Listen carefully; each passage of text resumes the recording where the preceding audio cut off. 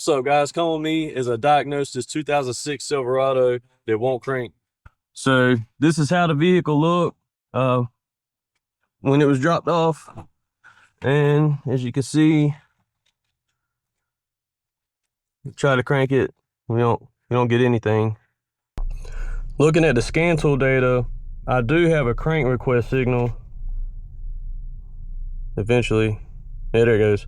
So the scan tool is just a little slow, but there is a crank request signal present, so that should mean the ignition switch and all the circuit going to the PCM is intact and working like it's supposed to. So I'm going to go test the circuits at the starter relay. So it looks like I have battery voltage going to the relay, and also the ignition, or the positive side for the control side of the relay. So that just leaves the control circuit from the PCM and the output to the starter itself. So let me test them.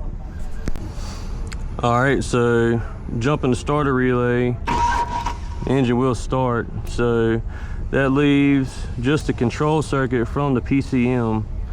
Now that means either there's something wrong with that circuit between here and the PCM, or there's a reason the PCM is inhibiting starting. So let me look into that. Okay, so now I know for certain that the theft system is not disabling this, because I put the key in and I jump the starter motor, I can get it to start. And the theft system on this vehicle disables the fuel.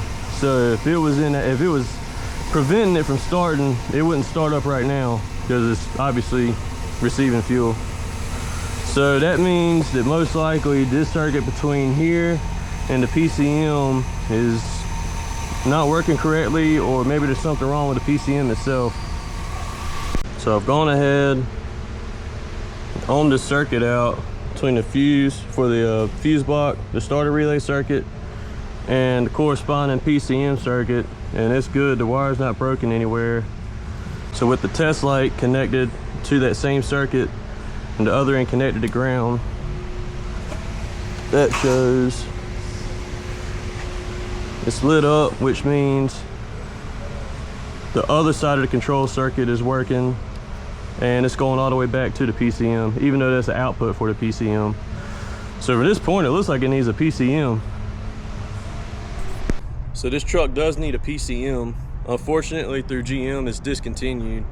We did find them an aftermarket option, and we also gave them the option to install a push button to take place to the ECM or the PCM as far as just starting goes. But they declined repairs for today. If this video helped in any way, follow along for more.